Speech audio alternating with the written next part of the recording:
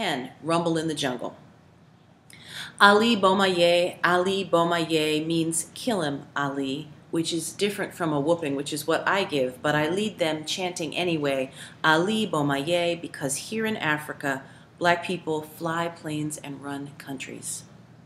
I'm still making up for the foolishness I said when I was Clay from Louisville, where I learned Africans lived naked in straw huts eating tiger meat, grunting and grinning, swinging from vines, pounding their chests. I pound my chest, but of my own accord. Born in Louisville, Kentucky in 1942 to a sign painter and stay-at-home mother, Cassius Clay, who later changed his name to Muhammad Ali, is widely considered one of the greatest boxers of all time. Ali broke the mold of typical athletes by embracing the spotlight and always speaking his mind.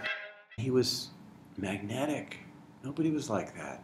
Nobody talked like that. Nobody was defiant like that. Nobody was funny like that. He was great showbiz, right? He wasn't just a kind of sullen athlete and said, I'm doing it for, my teammates and for God and so on. He was something new, and he was part of what was going on at the time. He was an athlete. We cared about him because he was an athlete and a supreme athlete.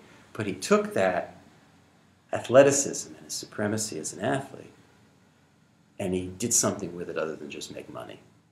Through his unique position as a professional athlete and a pop culture icon, Muhammad Ali was able to display a powerful combination of athletic, social, and racial leadership. Ali, whose fighting style was so different from other boxers at the time, resonated with fans around the world. What he leaves behind is the marriage of size and velocity. Right? He fought at 200 pounds the way 140-pound people used to fight. Like Sugar Ray Robinson was considered unbelievably fast. Sugar Ray Robinson weighed 60 pounds less than Muhammad Ali. He's a completely different creature when it came to sports. No heavyweight fought like that.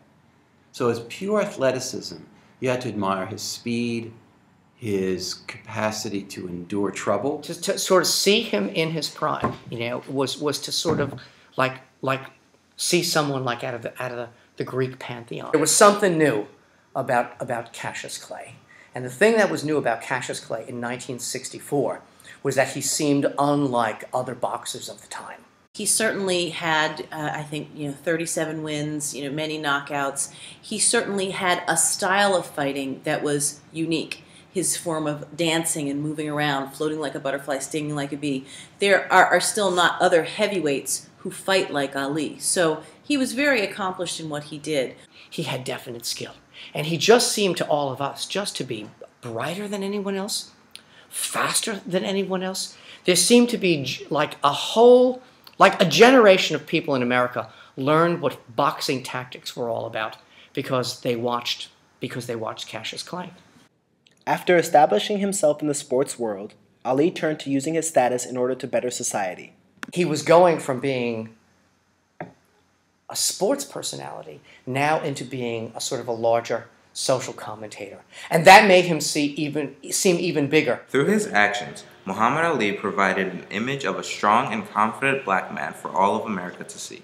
I'm young, I'm handsome, I'm fast, I'm pretty, and can't possibly be beat. I saw film footage of him saying poetry, talking, saying he was the greatest, saying he was so beautiful, bragging about himself. There was something really dazzling about this black man saying on the global stage that a black man was the best and the most beautiful, because that's not a message that we get very often. I think the idea of a racial consciousness forming about injustice done to young black men and how to combat that, that was a very important moment in his mental formation. In 1964, Muhammad Ali changed his name, enhancing his racial and religious identity, which was a bold message to the world. He was someone who understood what it meant to stand for something, what it meant to take a stand. When he changed his name, when he became a Muslim, when he believed that he would not be called by what he called his slave name, when he insisted that others call him by his name, that had a huge, huge, huge impact. In 1967, Ali was drafted to fight in Vietnam. He refused. By doing so, he sacrificed years at the height of his career to stand up for what he believed was right. Money means nothing to me in our boxing when it comes to the freedom of your people.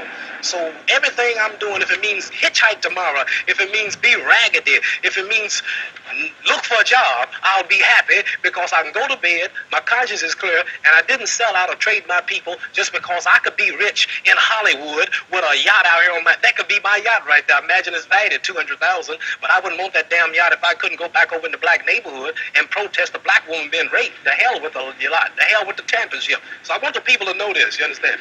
And it's at that point that he does something that's incredibly brave, which he says, although I'm a fighter, I'm not a killer.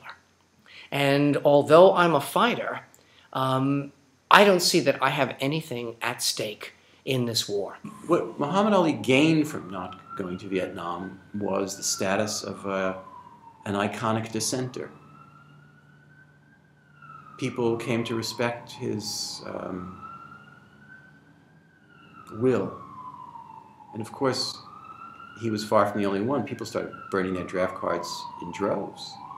He loved people, and people loved him. And so that's why millions took something from his example.